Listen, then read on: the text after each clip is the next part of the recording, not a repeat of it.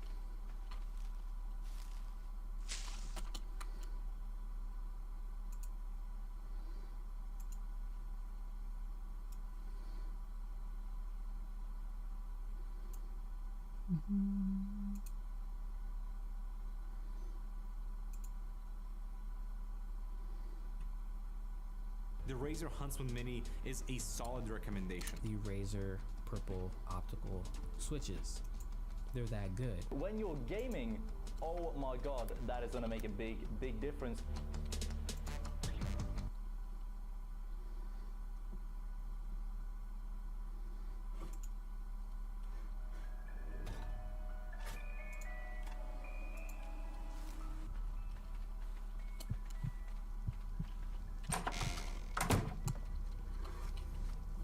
Single mother of two. My ex-husband and I take turns watching the kids month to month. My son Luke is 15 and my daughter Melissa is 10. This happened just a few months ago. I did some late night grocery shopping after work.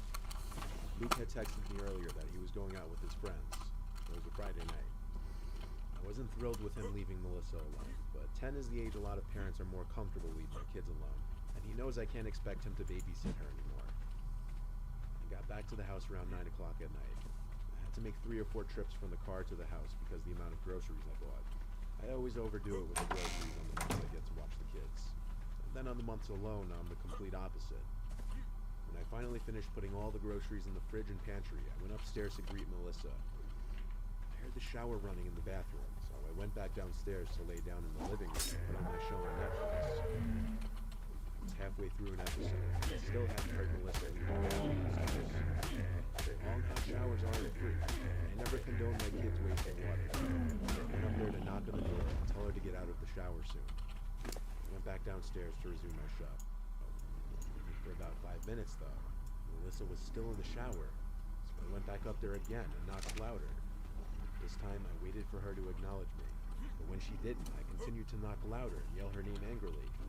It took me a little bit to notice through the bottom crack of the door that the light was off in the bathroom. I tried the doorknob, but the door was locked. The locks on my doors inside the house are easily unlocked with a fingernail, though, so I had to force my way in, now growing concerned. As the door opened, I yelled into the room at my daughter, at that moment feeling more furious than anything. I flicked the light switch up and went over to the tub. I yanked the curtain half open, honestly not knowing what to expect. But not in my worst nightmare would I have expected to find some 50-something-year-old withered-looking woman laying flat in the bathtub with the shower spraying water onto her. I screamed so loud and long until I lost the ability to scream for a few seconds. I had my back pressed up to the mirror. Everything on the counter had fallen to the ground. I felt an unexplainable sense of shock and horror. The woman stood up in the tub, looking at me, her hair and clothes obviously drenched. I slammed the bathroom door shut and screamed Melissa's name. I checked her room first thing, and I found her hiding under the covers. I grabbed her and tugged her out of the room. As we passed the bathroom door towards the stairs, that woman was standing in the doorway of the bathroom. Everything about her looked like a zombie. Her eyes, her movement. I made sure to grab my cell phone before locking the two of us in the spare room in the basement. I called the police. As I waited for the police to come, Melissa told me she thought it was me who came into the house. But when she saw some random, scary-looking woman walking up the stairs, she ran to her room to hide. Luke left the front door unlocked when he left. The police showed up in a timely manner. I talked to the police and told them exactly what Melissa told me. I described the woman's appearance, noting she was also soaked, and because of that I couldn't give a good description of her hair besides long and graying. This was all after making sure the woman was no longer in the house. Not under a bed, not in a closet, not behind a shower curtain. She simply left the house as easily as she entered. It's likely she was drugged out of her mind. I'd never seen someone who looked like they were literally lacking consciousness yet still walking. I don't even know if I would have been able to press any charges on her if she was found, but she wasn't. Don't you worry, I properly scolded and reprimanded her. Always remember to lock your doors.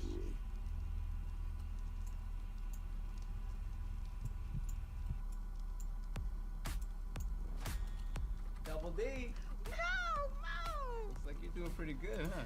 I get way more respect in here than I ever did from the outside. I think it might be time to sell that Nintendo stock you put me in. No, it's gonna be huge. Now, who does the bitch have to shiv to give a hot pastrami on ride from Carnegie's up in here, okay? On it.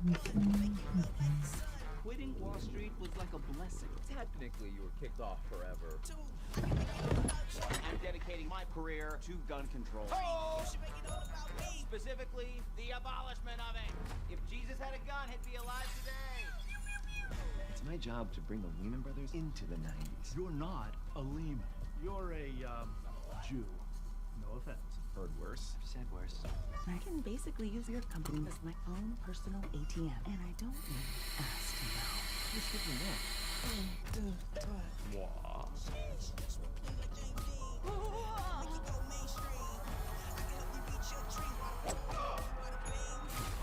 What's up? Oh, hey now.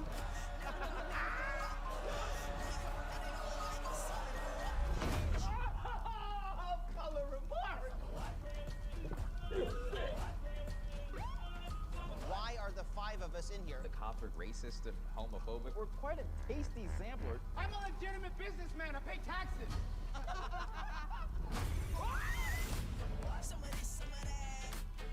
Is this your office, Blair? This is just temporary.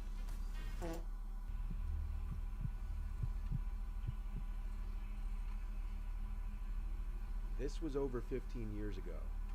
We once went to this family resort in New York State. We took our two kids who were 4 and 6 at the time. This focuses on our 6-year-old Michael Jr. We were on vacation around Easter time. The resort had a bunch of fun little festivities set up for the kids. Easter eggs, Easter decorations during bingo, and someone walking around in a big Easter bunny costume. While we were in the dining hall one evening, the Easter bunny was walking around giving kids high fives. When he came over to our table, 4-year-old Peter hid under the table crying, but Michael Jr. gave him the high five and wasn't afraid at all. The guy in the bunny suit walked away quickly, probably to get our son to stop crying. The next day, there was an Easter egg hunt, which was in one of the fields by the kids' center of the resort. I watching pigs clambering to collect eggs while my husband Mike was elsewhere. I'm not really sure what he was doing. The Easter Bunny guy was walking around the field interacting with the kids. I noticed he knew to avoid Peter. Peter came running to me when the Easter Bunny got near to him. He would do the same thing with Santa around the holidays. The guy in the bunny suit was interacting with Michael a lot. I found it kind of cute. I just didn't want Peter around him so that he wouldn't start crying again. So I brought him to the other side of the play area for a little while. When it looked like the Easter Bunny was gone, I walked him back to where Michael Jr. was last. I couldn't see him. They started calling his name, and another parent came up to me and asked if I was looking for a boy wearing a red sweater. I said yes. She told me the guy in the Easter Bunny costume walked him out of the field area in the direction of the parking lots. She told me this in a slightly concerned-sounding tone. I picked up Peter and ran in the direction that the woman pointed. I ran faster than I ever could, while holding my son on top of him. Motherly instincts clearly kicking in, giving me an adrenaline boost. I saw the man in the Easter Bunny costume holding my child's hand, approaching the black car. I screamed at the top of my lungs at him to get away from my son. Then I screamed Michael's name. They both turned to look at us, and the man let go of my son's hand. Michael ran over to me, not realizing at all the danger he was just in. The man in the costume said to me that he was trying to find his mom since he looked lost, but that was total BS. He was about to get in his car with my 6-year-old son. He tried to yank the mask off of him, shoved him, and yelled at me to piss off. Then he got in his car and drove away. I tried to remember his plate number, but he was gone too quickly. I called my husband on my old archaic cell phone, and I brought my kids to the front desk of the resort to meet him there. They said the man in the Easter Bunny costume didn't work there. I was livid, yelling at the front desk workers the whole time, who were apparently aware of the man, yet didn't stop him or question him. We threatened to sue the entire place. They ended up refunding us for our entire stay, which we gladly accepted. But I was mere seconds away from losing my kid forever.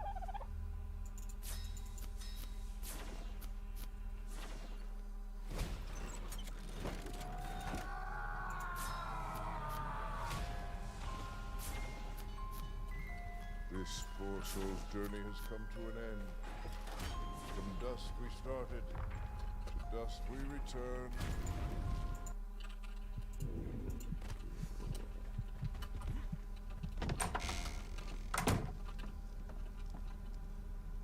We adopted our son Charlie at the age of 2. He's aware that he was adopted. We were honest with him about that ever since he started to learn to speak. He's now 7 years old. We don't have any children of our own because my wife can't have kids.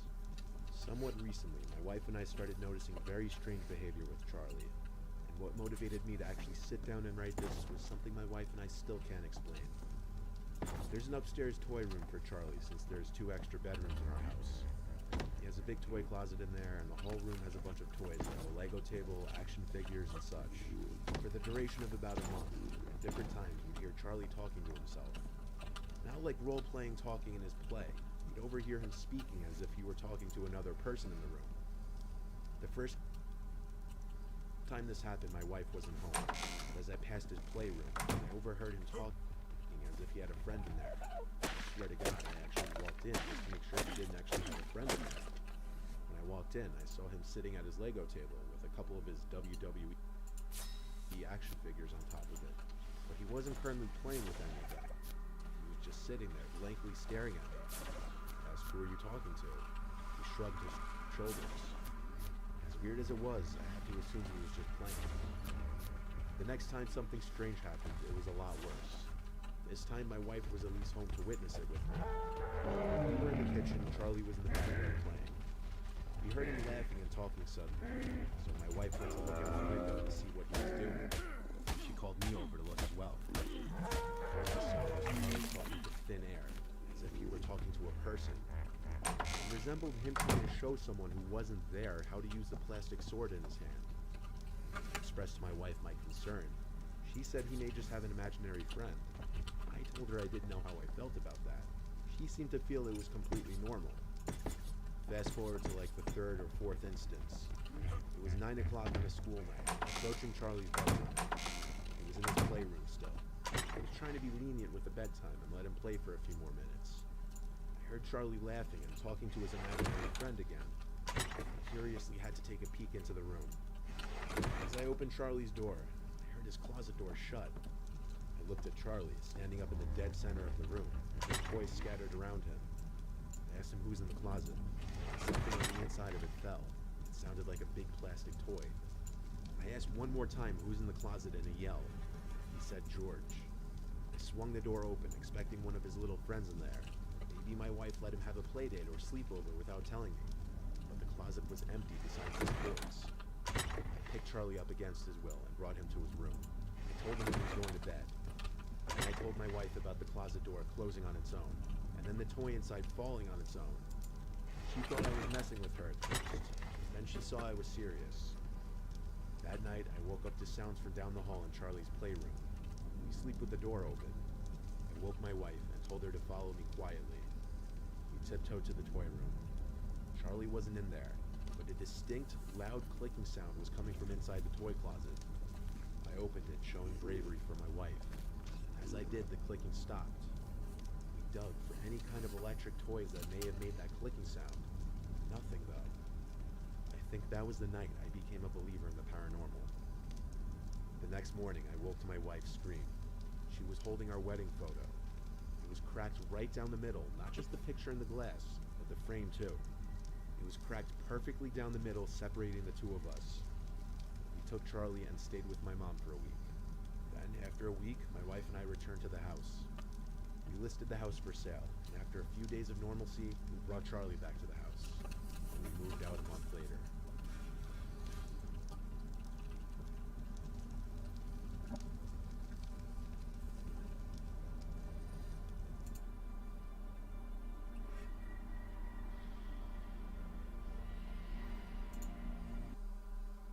Welcome to Raid Shadow Legends. If you're wondering just what you're getting into, Raid Shadow...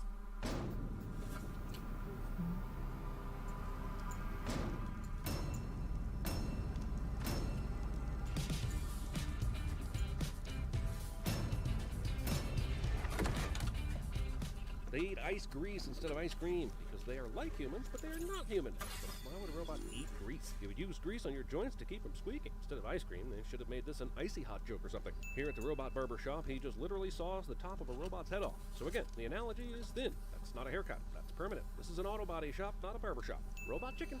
I'm gonna be a dad! Nothing screams excitement about becoming a father quite like leaping directly into the flow of oncoming traffic. Both of these robots are in the road, and although one clearly should be in the road, they are essentially taking up the same space. Traffic anger robots should just roll around them is all I'm saying. 3.5 kilograms? That's 7.7 pounds. For an entire robot baby and packaging? I'm calling shenanigans. Human babies can weigh around 8 pounds, but not metal babies. What's that extra piece? We did want a boy, right? This won't hurt a bit, son. What in the everlasting Look, I like puns. Puns are fun, but your comedy can't be all puns. Also, they're not even trying here. This may be the worst example of words on pages I have ever seen. The comprehensive Should I go on? Is this helping anyone learn how to raise a baby robot? This is a middle finger to every real human parent ever. So they just keep giving him new parts as he gets older, and that's how he gets bigger. But when they've replaced all the parts with bigger parts, there's none of the original boy left, is there? Also, I will never forgive this movie for making me consider hand-me-down boy parts. Why is the bass drum a sentient robot? None of the other instruments are. Which of these robot parents ordered a baby robot that was shaped like a drum? Hey, Dad! Who's that? That, Rodney, is Bigwell. Oh, that is a balloon. He invents things that make everyone's life better. Oh, just like Kanye West. So he's inventing, and he's invented a robot. His parents just ordered one, and it came in a box. It was him, but now the movie's saying there are ways to build sentient robots at home. When you're a child, does inventing in this movie just mean think of a kind of robot that doesn't exist yet that we could all benefit from? These are your 12-year-old parts. I swear to God, if they start talking about the copper birds and buzzing bees, I'll skip to the end, add a few million sins, and never look back. Also, there had to be a better way to phrase this parts stuff. What about these are your bits? These are your pieces. Here's your wind-up. You see what this movie is doing to me? Just to recap, the robot made a smaller robot to help the older robot wash dishes, rather than inventing an industrial dishwasher. Look, it seems you can upgrade your parts if your parents have money, and if they don't, you're stuck being hand-me-down and poor. Which is how Rodney's dad is a dishwasher. That's the best torso part his own parents could afford for him. And this actually speaks directly to income equality in America and how hard it is for any generation raised in poverty to break free of its hold. Even though I think the movie was just going for a cheap your poor joke. I'm never gonna be someone here. You made a movie about an entire robot society and you wants to get out of this small town for a hero's motivation. I'll make you proud. I know you. He says this instead of saying you already have. That's a dad fail right there. They repeatedly called this space transport a train. I wonder if you could you direct me to Big Weld Industry? Big cities are bustling and the small town protagonist takes a moment to adjust to the pace cliche.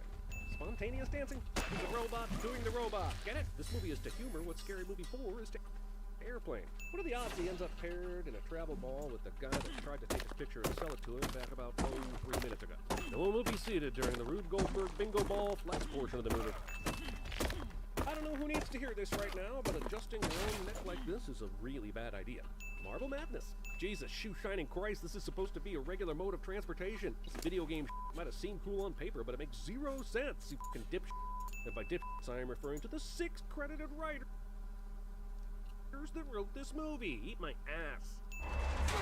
No worries, we will 100% accidentally bump into his bumper again. I have no doubt. It's voiced by fucking Robin Williams, man. Can I help you? This scene, Wizard of Oz, is so hard it makes my ruby slippers get tingly. Instagram weight loss ads.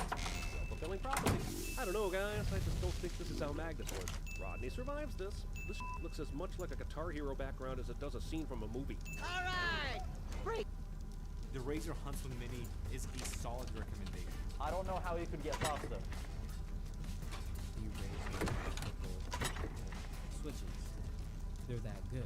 I was completely surprised at how fantastic they felt. When you're gaming, oh my god, that is going to make a big difference. They really listened to community feedback over the years. The Razor has really put forth a Break time. All right, break time's over. Chop chop. Well, there's 10 seconds I'll never get back. I guess that was supposed to be funny, or just prove how cruel this woman is. Either way, I'm sending this horse. In a couple of weeks, all those broken down losers out there are gonna be nothing but scrap metal. And after you finish off Big Weld, there will be nobody out there to fix them. I would call this a villain expositing their plan for the good guy moment, except there are no good guys here. Just us viewers, so kind of even more egregious. What are you afraid of? Grow some bolts. Balls. She means balls, but this movie doesn't have the bolts to just admit it's an hour and a half of bad puns. Absolutely none of these conveyor belts are placed in a sensible manner outside of what makes a cool movie shot. Just tip me over and pour me out. Told you this fool was coming back into the picture. I just want to point out that someone decided to stack about 6 barrels of ball bearings on top of each other in a pyramid just for kicks. That robot is obviously an asshole. Look, 10,000 ball bearings on the floor does not make it a fucking people mover. Both these robots have already fallen 10 times by now if this movie is being real. He's a head in a basket. Would you like to take it out and ask it? Right, it's so cool to see all the Crayola crayon colors back together. You think you can mess with my big brother? You're kind of cute. Oh, hell. By the way, the name's Piper. Rhymes with Viper. She wants his hammered-in robot dick. The brand new model of the robot torso has 6 fucking cup holders in the ab section, feeding off your head in public. Fucking hell, here's another needlessly complicated mode of robot transportation.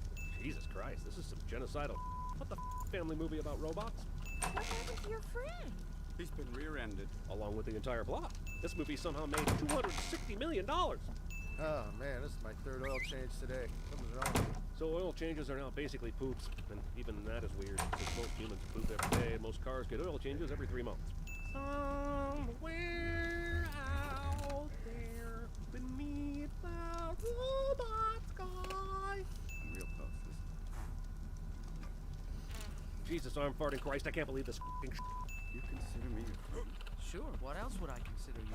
Fender and Rodney just met, so they are fairly out of stranger territory. And honestly, Fender should be considered a con artist and a thief far before being a friend. Kid movie contracts must include inexplicable leaps to friendship. Hey kids, get a load of this.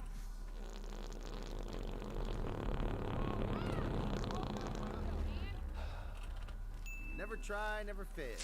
Those are the words I live by. I believe Aaron Burr said that. Brace yourself.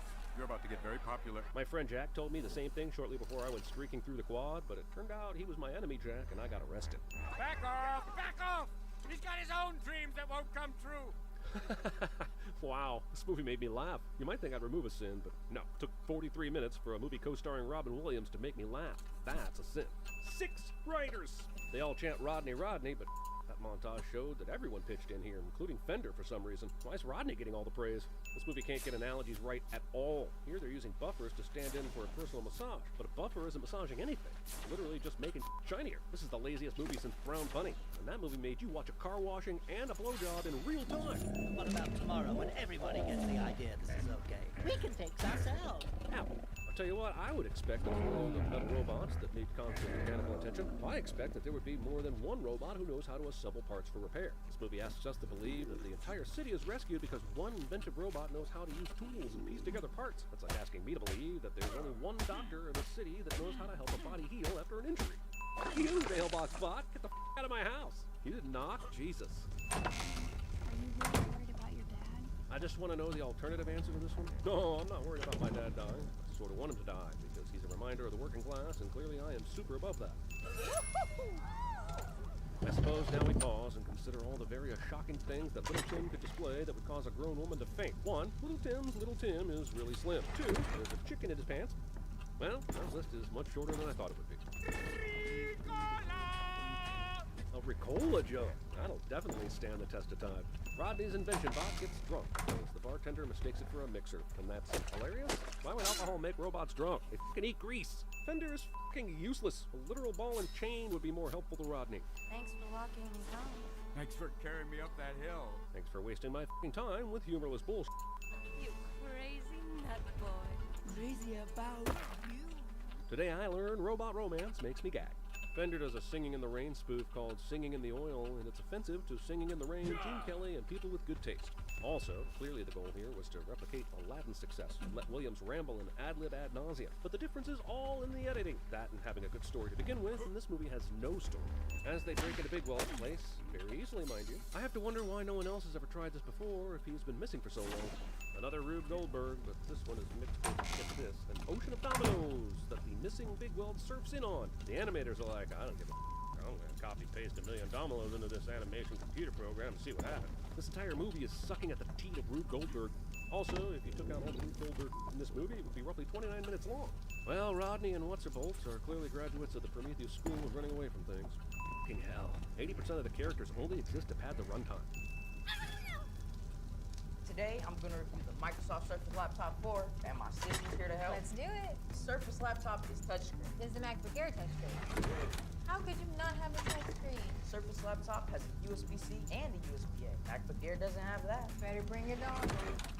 Surface Laptop runs Windows, so I can run on my favorite app. And games. Boom! That's the new Surface Laptop 4. Nice. Real nice. I wanted my hepatitis C gone. I put off treating mine. Epclusa treats all main types of chronic hep C. Whatever your type, Epclusa could be your kind of cure. I just found out about mine. I knew for years. Epclusa has a 98% overall cure rate. I had no symptoms of hepatitis C. Mine caused liver damage. Epclusa is only 1 pill, once a day, taken with or without food for 12 weeks. Before starting Epclusa, your doctor will test if you have had hepatitis B, which may flare up and could cause serious liver problems during and after treatment. Tell your doctor if you have had hepatitis B, other liver or kidney problems, HIV or other medical conditions, and all medicines you take, including herbal supplements. Taking amiodarone with Epclusa may cause a serious slowing of your heart rate. Common side effects include headache and tiredness. Ask your doctor today if Epclusa is your kind of cure. God damn this movie's obsession with literal poop. Wow, Fender found his way into Attack of the Clones. Man, he falls apart more often than C-3PO. Hey, another Star Wars ripoff. Ah! This is so wrong. Gender shaming. If we don't do something about Ratchet, no one will. This is basically Bug's Life, but with robots. I mean, it's obviously a lot of movies, but with robots. But right now, it's particularly Bug's Life with robots. I never talk anything. You must have missed the American Revolution, my dear. And Tyson v. Douglas. Someone get a crane. Show some respect for the woman who let your friends take a ride in her ass. Wait, no, yeah, that's right. Know what I've done to get here? The lies I've told. This sniveling goes on for way too much sometime. The Wonderbot, designed to wash dishes quickly, ends up being the literal ex machina our heroes need here in the climax. And I'm about to climax myself from annoyance. Driving against marble traffic. Thank God this entire city is a Sonic the Hedgehog level. Some unbelievable asinine bullshit. It's a rare metal called ephradium. It's yellow, tastes like chicken. That's racist. I guess I'm just wondering why she needs to open this little window if the entire wall could just fall in. So Fender's sister does the Gandalf here and shows up at the last bit of the battle, but still in time to turn the tide for the good guys. Most of this whole final battle is a bunch of visual whatever. Fender wins his portion of this ridiculous robot battle by dancing to Britney Spears? No, just no. Dishwashing Wonderbot will now kick the villain's mother's butt. I'm so f***ing tired of this movie, I physically ache. Piper was left behind at Bigweld, and from there she raced back to her neighborhood to rally a small army of robots to fight for their right to spare parts. Yes, everyone pitches in for the big win, but without Piper, everyone else would be dead, and the movie does a terrible job of giving her the props she deserves. Are you thinking what I'm thinking? Cliche. Evil mom falls into the fire, and evil son gets stripped of his upgrades, and that is all good stuff, needed stuff, but someone please end this movie and put me out of my misery already. I've caught enough parts to make two of you. Which raises the question, what makes any of these robots unique? There are 2 boxes of herb here, and does that mean that if they put a new herb together, there are 2 herbs with 1 personality? Or 1 herb but multiple plots? Also, if you start out as a full-grown robot, why go through the trouble of the whole baby thing in the first place? Is now my right-hand bot and my eventual successor. All because he was the first to walk into an unlocked mansion where I used to live, basically for no other reason. Capitalism! Dad, you always wanted to be a musician. Now be one. For everyone to hear. Well, what if he played piano or guitar? Just handed him a f***ed up hybrid of a French horn and some alien bull trumpet, so you are asking the impossible is my point, dick.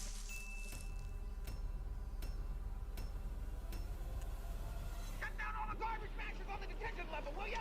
Alright, you can stop sending us concerned messages that TV Sins stole our idea. TV Sins is in fact our other channel where we sin, you guessed it, TV shows. Search for TV Sins and find one of your favorite shows. Then, enjoy us sitting out of it. Good morning, Tim. Now, you may bring the royal mouse to me. Lilu Dallas Multipass. Hi, excuse me. How do I get to Big Weld Industries? Don't need that, Private. We're right here. Now, what is it? You have between your legs. Huh? I regret nothing! Straight on through the chompers. Oh, now they're arm wrestling. Hey! Of course, the enchantment under the sea dance.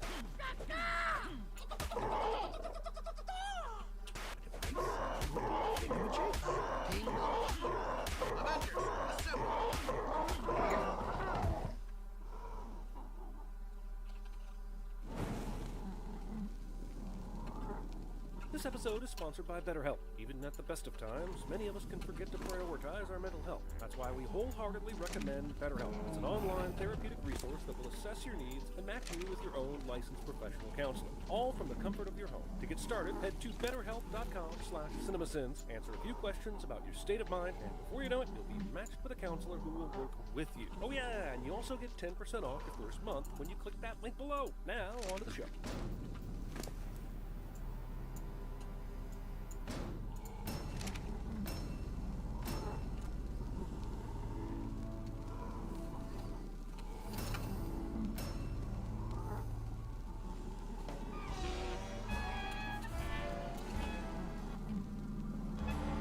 Are they just sitting around Disney trying to figure out ways to make sitting through 45 seconds of logos even painful? They're already tormenting the eyes. Why not use a middle school band to destroy the ears as well? Also, in real life, no band would ever learn to play the Disney theme because a team of lawyers would immediately appear out of thin air to sue every child in the room. The sheet music written on this chalkboard is wildly inefficient. A, it only covers the first 2 lines of the song, and B, it skips the bass notes entirely. So good luck if you plan to include your tuba and cello players. No wonder these kids suck.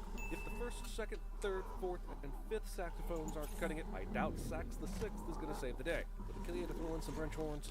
Rachel, man, you! Forgot my socks, Mr. G. Is he only noticing this now? Surely this would have come up, oh, I don't know, immediately? Also, how is Rachel taking a nap during all this? I wake up if I feel the vibration of the air change. Book fairs were the biggest lie our teachers ever pulled on us. Fairs are for corn dogs, tilt-a-whirls, and washed-up rock artists, not literature. Welcome to the MS-70 family, Joe. Permanently. I feel like you only deliver good news in this tone and with this emphasis if your intention is to let the audience know that the recipient isn't actually happy about said good news. How you been, Mr. G? It's Curly. Bald guy named Curly cliche. Listen, you can call me Joe now, Curly. I'm not your teacher anymore. Okay, Mr. Gardner. So he's been doing this for so long that he has students old enough to offer him gigs, but he doesn't want to take a full-time job doing what he's already been doing for years.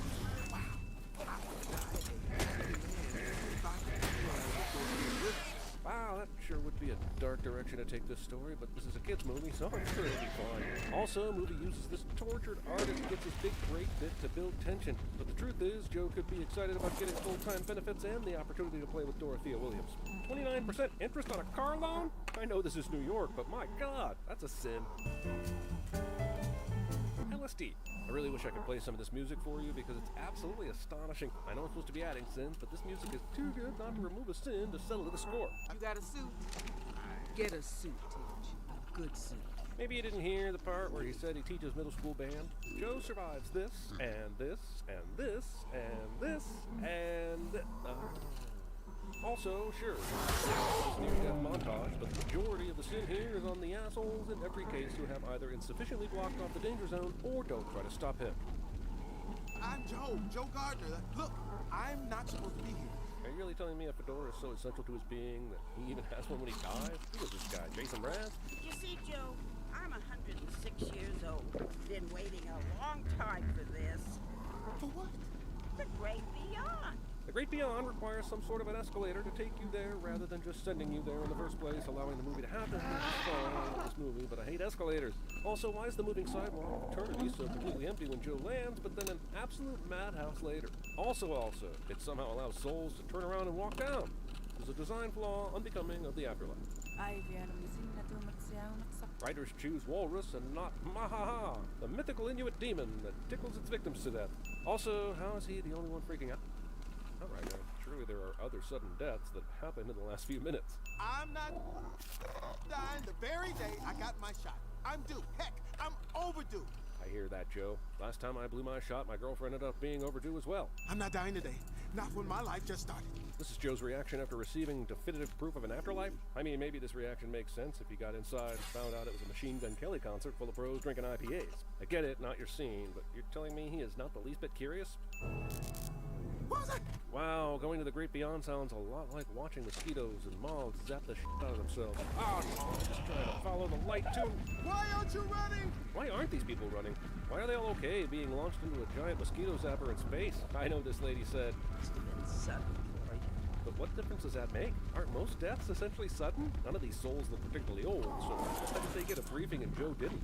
Also, where are all the animals? Because I know for a fact that all dogs go to heaven. I see the afterlife found a bargain on whatever fabric this is that allows Joe to just tear through it. Man, Pixar standards have gone to They just stuck an animatic in the middle of this movie and pretended like we wouldn't notice. A pure uniform your feeble human brain can comprehend.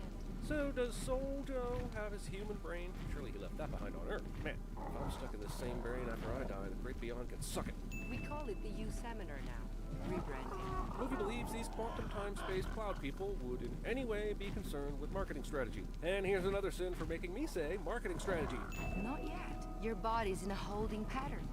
It's complicated. I'll get you back to your crew. My parents don't accept it's complicated as a reason for why I'm still living in their basement. You're damn right I'm not going to accept it as a reason for this bull.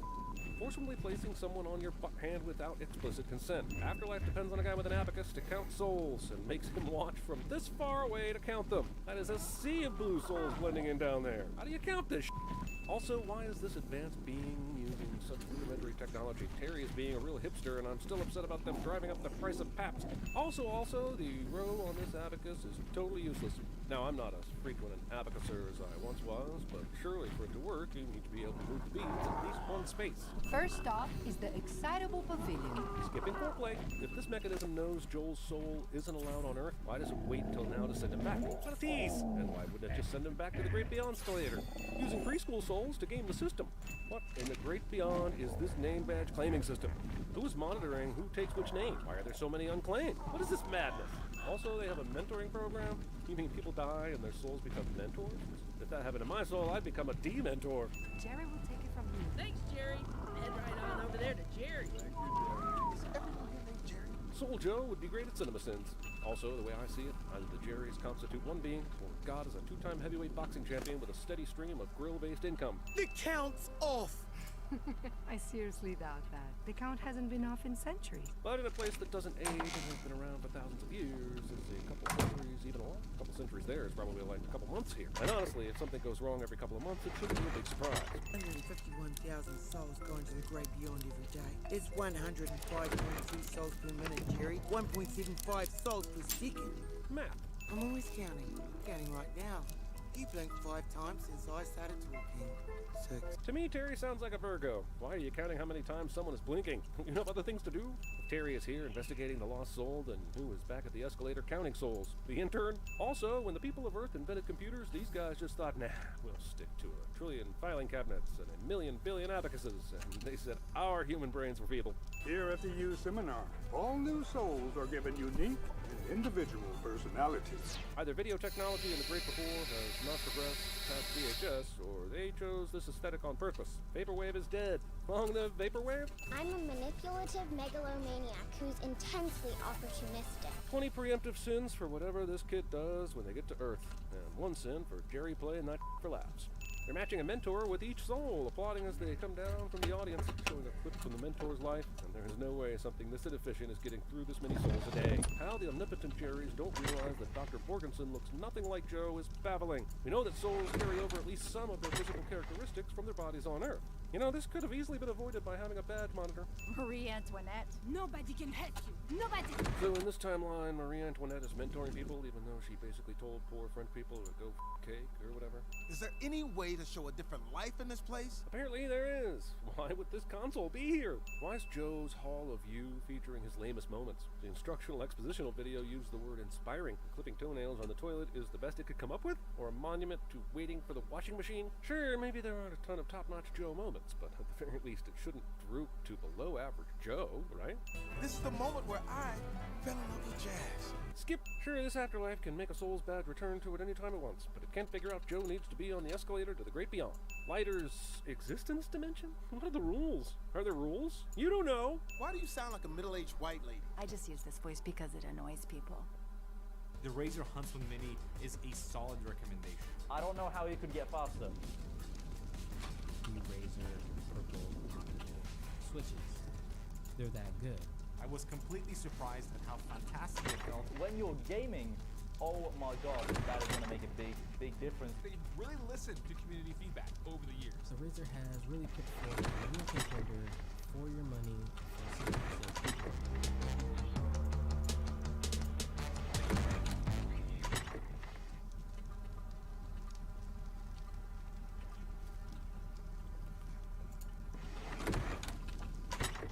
You want Japanese snacks? The boy is today's sponsor for you.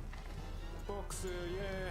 We have Boxu, which is a monthly Japanese snack box subscription service. They have things every single month, so the snacks inside are different every time. Dun, dun, dun. This box is shipped directly from Japan. I think this is a booklet of everything that's in this box. I think so. So they actually explain all of this stuff. That's really awesome. I didn't even know they did that. Yeah. That's unexpectedly cool. Edamame senbei. Never seen it before. Are rice crackers. This sounds like something June would love. It says here Boxu/Daimonji handcrafted candy. So I guess when they say they work with traditional Japanese, like they work directly with them, meaning some of these are manufactured specifically for Boxu. That's pretty amazing. Yuki Yamamoto. Oh look, They show you where everything came from. This guy is Oh, cool. literally all over Japan. Yeah. So, hey guys, we used to live here in Aichi. Tokyo is up here. And now we live all the way down here in Fukuoka. Which snack is from Aichi? This one. Oh, this.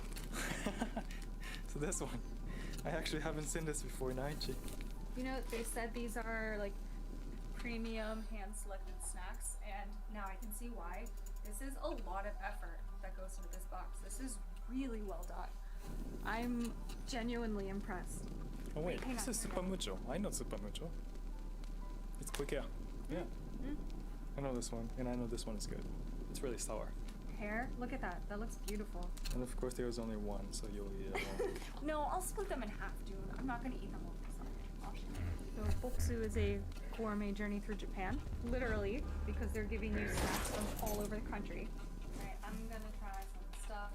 This pear one looks amazing. This looks, is this the apple one? Or is this one from, hang on, I'm guessing this is Aomori. Aomori Ringo. Wait, yeah, it says Aomori. Caramel. Aomori.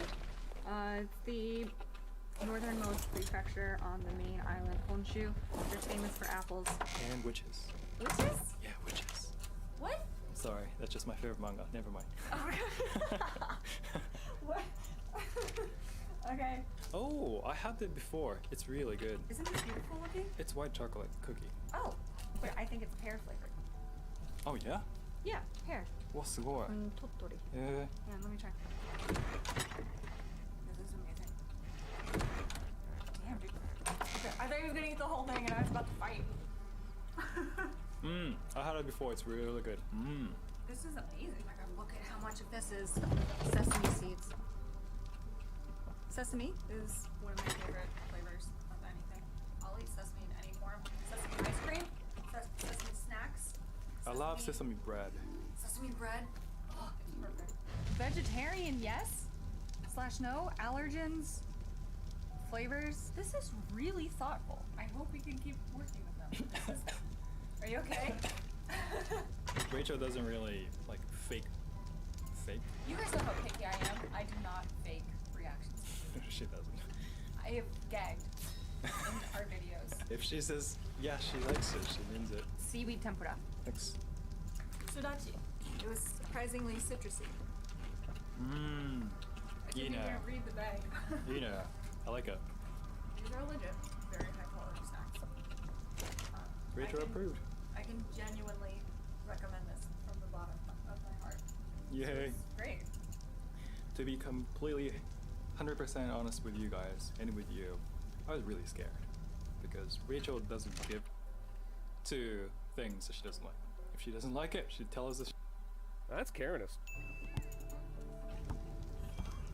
If this works, then the time I accidentally threw a basketball at Tamara's head during gym class in 6th grade, and she got so pissed that snot started pouring out of her nose, and she raged at me like a bull, she really should have been thanking me for giving her a spark, instead of trying to fight me in a locker room, alright? You're right, I can't smell.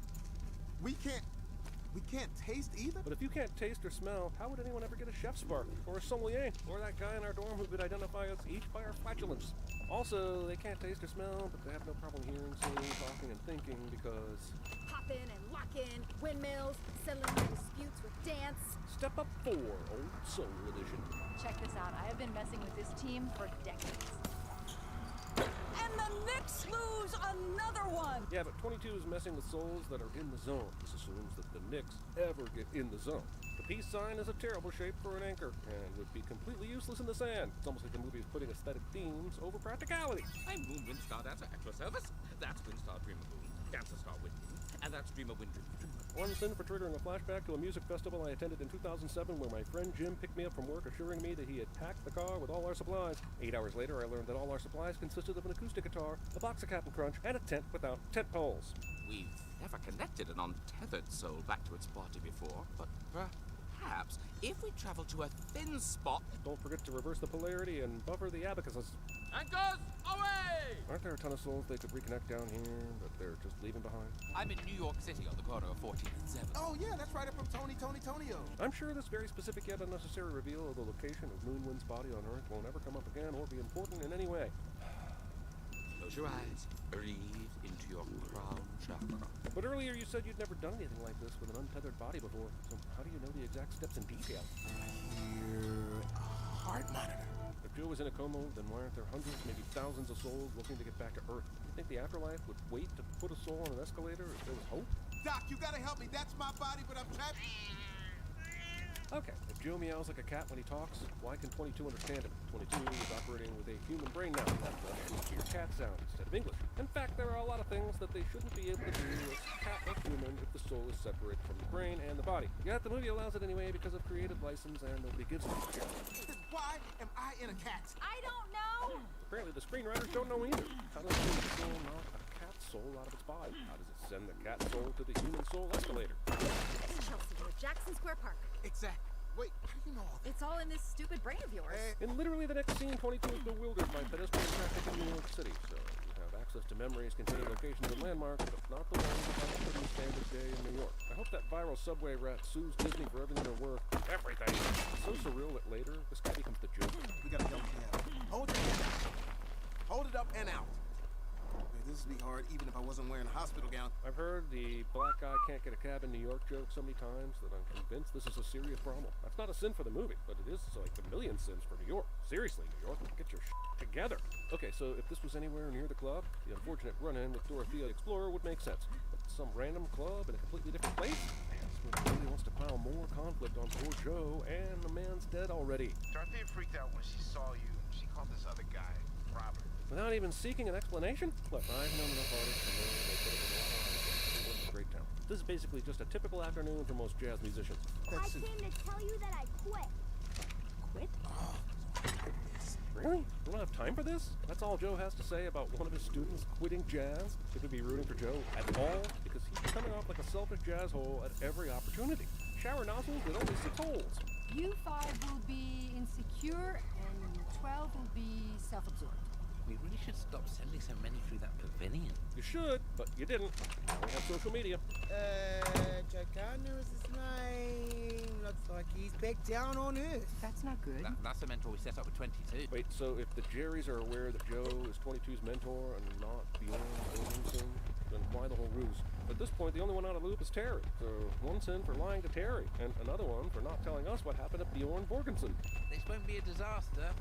That's for sure. The character says things will be fine because we all know things will not be fine. Dear Power, you beat deep in the heart of our hybrids. Thanks to you, we slice through curves and sizzle with tech. Whoever served you on the burger is having your words for breakfast. Let's rev Camry Hybrid. Toyota, let's go places.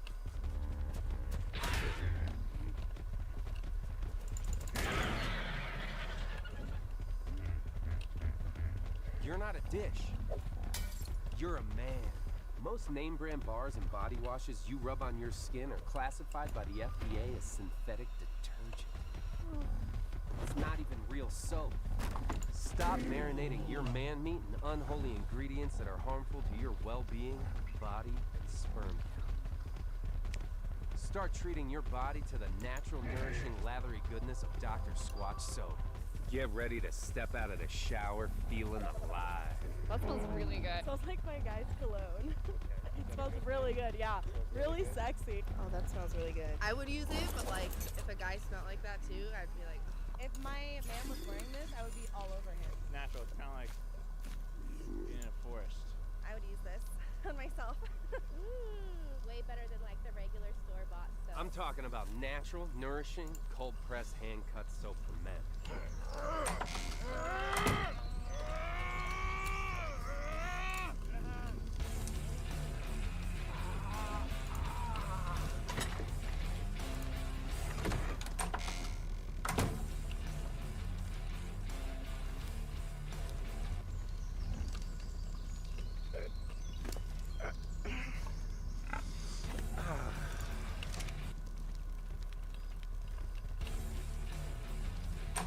Go to drsquatch.com to feel, smell, and shower like this every day.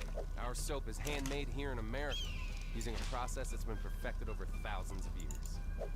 It's perfect. Big soap cuts corners and strips out all the sudsy goodness in order to make production fraction cheaper. First, I'm gonna have you read our competitors and just go ahead and give that a shot. Hydrogenated tallow acid, pentaerythritol. Pentasodium, pentatate. Your poor balls. All dry, empty, and sad. But not Dr. Squatch. So now go ahead and read Dr. Squatch's all-natural ingredients. Tell me what you think of those. Pine tar extract, pine oil, Rosemary, cypress, oatmeal, sand, and orange essential oil. Sage, lavender essential oils. Sounds a little bit better. I don't need a chemistry class. We use a base of olive oil, coconut oil, and shea butter. Then add exfoliants like sea salt and oatmeal and natural scents like citrus and essential oils. We pour this heavenly mixture into a mold where the saponification takes place. This is the cold process, the foreplay of soap making. Here comes the love. Once ready, the soap is hand cut into bars, scent tested, packaged, given a little pep talk, and shipped right to you. You'll feel like our team is made up of strong dads, sensitive lumberjacks, and buff therapists. It is. But James, I like to get dirty. Yeah, you do, because you're a man. But don't worry, we've got you. Shampoo every few days for a deep clean, and condition daily to rinse away sweat and grime while hydrating your hair. But James, this is 2-in-1 shampoo and conditioner. No, Mike. That's heresy. Using a 2-in-1 is like adding water to whiskey to get hammered and hydrated. Or going on a date wearing pants and unzipping the shorts. You want to smell like the forest? Boom, pine tar, we've got you. You want to smell like the sea? Boom, nautical sage, we've got you. You want to smell like you just got off a boat in the Caribbean? Boom, bay rum, we've got you. But don't take my word for it. These bars are bathing in thousands of 5-star reviews. Men love our soap because it makes their skin feel less like that and more like this. Smell less like that and more like this. Shower less like that and more like this. We know that real soap makes a difference. And with Dr. Squatch, your skin will be healthy. Just ask the 250,000 men who are already a part of the Squatch Nation. It's good. It smells even better when you put it on your body.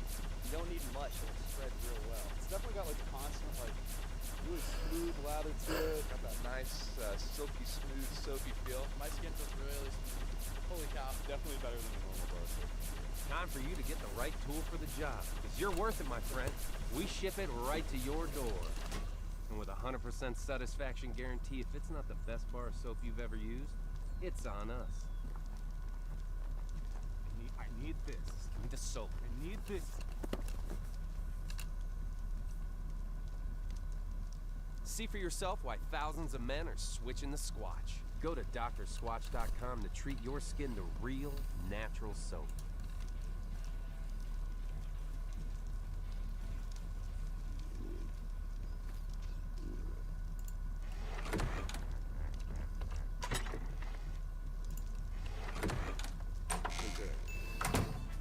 Oh, my Lord. You gotta wait, son. This is an emergency. I mean, is it? Kicking out a guy with an actual appointment, man. I'd call the Better Business Bureau for less. You are not all that. Anyone could play in a band if they wanted to. Did this man come back inside just to hate some more? My kind of guy. Hey, we made a song! I'm jazzing! Careful. You keep jazzing everywhere like that and it'll fall off. What'd you say about my mama? You can't eat dreams for breakfast, Joey. Bacon deniers. Mr. Mittens! You movie. Yep. Odds of Joe Cass bumping into this woman in the middle of New York's scatting city at this exact moment are asked with jazzing-nomical. Hey, movie, did I not properly articulate my outrage and lesson? What the hell is Terry's plan here? Just wait and hope that out of the 472 subway entrances in New York City, Joe and 22 would walk into this exact one? How long has he been waiting here? I don't know what pisses me off more, the fact that this is his plan or that it f***ing works. But why did Terry bring him back to the U seminar instead of sending him directly to the auto walk to the great beyond? 22 got her pass. But what filled in the last box? Kind of up how the Earth Path doesn't tell you all the traits that make it up, especially since they show every little detail before they get filled in. You can't press a button and find out? Can you swipe right? If you can't throw the incomplete Earth Pass away, as demonstrated earlier, why in the can you throw the completed one away? If the above is true, why couldn't Joe have just hung around and stole anybody's Earth Pass? He obviously doesn't give a shit about anyone other than himself. Ah, the cat came back to life! I know cats have 9 lives, but does this mean they have 9 souls? If so, where the hell did those come from? And Cat Lady just happens to be there? This is some convenient magic nonsense, and I don't like it. Also, didn't we see this cat's soul go to the great beyond? Who's at the wheel now? This concert montage jazzes all over us for quite some time. An incredible amount of detail has gone into every set piece for this film. Every sign, flyer, and piece of trash has been accounted for. Accomplishing this, especially in a place like New York, is very impressive. Makes my job difficult, but respect. What happens to this piano? Shouldn't it disappear or something? Wait, does the piano have a soul? That being said, where did this boat come from? Where does anything come from in this bizarre, neither here nor there construct? Is this the Matrix? Joe! Good heavens, man! What are you doing in the zone? And how is he staying in it now that he's distracted? I just came back to give you this. How was Joe able to carry his Earth pass with him back to the other side? Since it seems like matter here neither has rules nor needs to follow them, I see no reason why this should have stopped Terry. These beings can manifest into whatever they want in this place. That means this Jerry is choosing to be the pavilion, and that's just weird. In the name of all that is jazzy, how does any of this work? The inside of Joe's pocket and the Samara make it through to the great before, but the jacket the pocket belongs to doesn't? You're pretty great at jazz. This works. So we all decided to give you another chance. This is nice and all, but it robs the movie of Joe's sacrifice. If he gets what he wants regardless, giving up the Earth Pass at 22 is so much less meaningful. Bring back the Disney that killed Bambi's mom and Mufasa, zero given. Also, the movie wants to have it both ways. A great ending where Joe accepts his fate, and where it gets to have its happy ending too. Right? Love of Jazz, City of Stars. This movie is pretty much La La Land.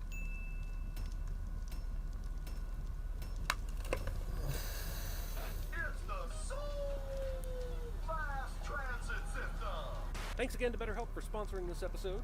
Way too easy to forget to take care of your mental health. If you're feeling like you need to speak to someone, just need a mental health check-in, BetterHelp is an amazing online resource that allows you to do just that. Connect with a counselor in a safe and secure online environment. And no, this isn't self-help. This is a real connection with an actual human being. And you don't even have to put on outside pants to do it. Pajama bottoms or sweats are just fine with BetterHelp. I know it can be easier to receive counseling without the need to go into an unfamiliar environment. And it's not just structured appointments. You can send messages to your counselor anytime, check out information that's relevant to your needs, and book your next appointment all on the same page. BetterHelp is committed to facilitating great therapeutic matches, so they make it easy and free to change counselors if needed. Head to betterhelp.com/cinemasins to answer a few questions and get paired up with a counselor within 24 hours. Get a whole 10% off your first month by clicking that link. Join over 1 million people taking charge of their mental health. Again, that's BetterHelp, HELP.com/cinemasins.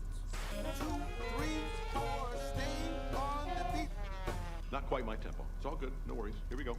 I remember one time my dad took me to this jazz club. Jazz was born in a little flop house in New Orleans, and it just because people were crammed in there, they spoke 5 different languages, they couldn't talk to each other. The only way they could communicate was with jazz.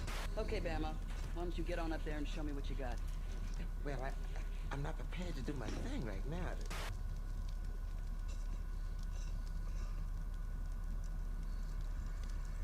I guess you guys aren't ready for that yet.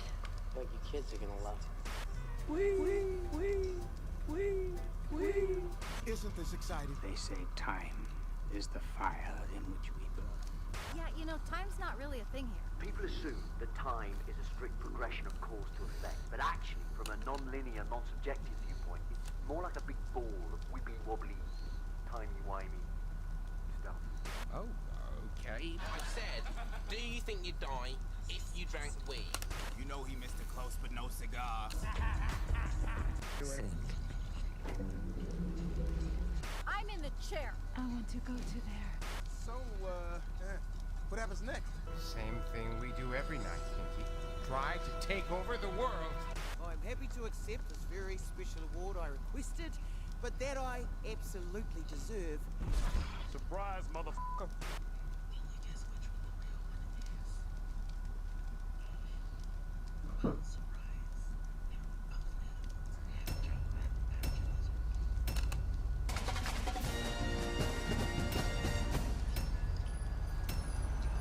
So are different kinds of monsters like different races, or are they like completely different species? You've got different numbering of eyes, some with wings. I just want to know what the rules are. Frighten Elementary is one of presumably many shameless scare puns that we will see throughout the film. And no fire breathing. But all of the other strange powers that these monster children probably have, i.e. laser vision, spitting acid mucus, and this guy, who seems like his mere existence is a hazard, are totally okay.